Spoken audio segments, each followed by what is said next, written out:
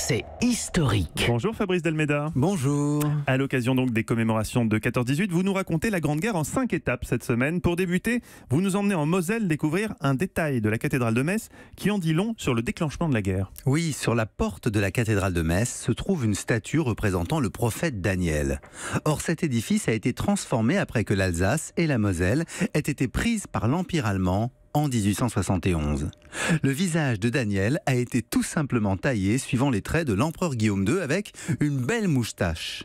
Il voulait ainsi affirmer sa suzeraineté sur ses terres et Guillaume II exigeait aussi pour l'Allemagne une expansion mondiale aux dépens des autres puissances coloniales.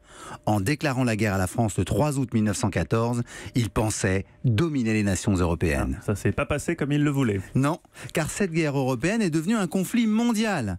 Dès le 22 septembre 1914, l'amiral von Spee et la flotte germanique du Pacifique bombardent Papeete à Tahiti. Et en Afrique orientale, le lieutenant-colonel von Lettow-Vorbeck défend avec succès le Tanganyika contre une expédition britannique. L'Empire français de son côté se mobilise pour envoyer des hommes.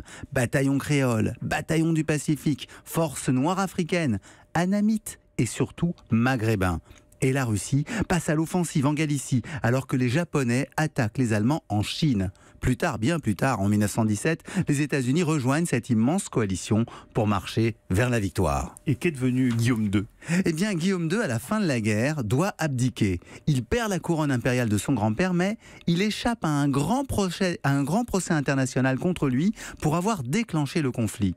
Signe de sa déchéance, les autorités françaises qui ont libéré l'Alsace-Lorraine demandent à un tailleur de pierre de retoucher la statue de Daniel à l'entrée de la cathédrale de Metz. Le personnage perd sa moustache et se libère pour l'éternité des traits de Guillaume II.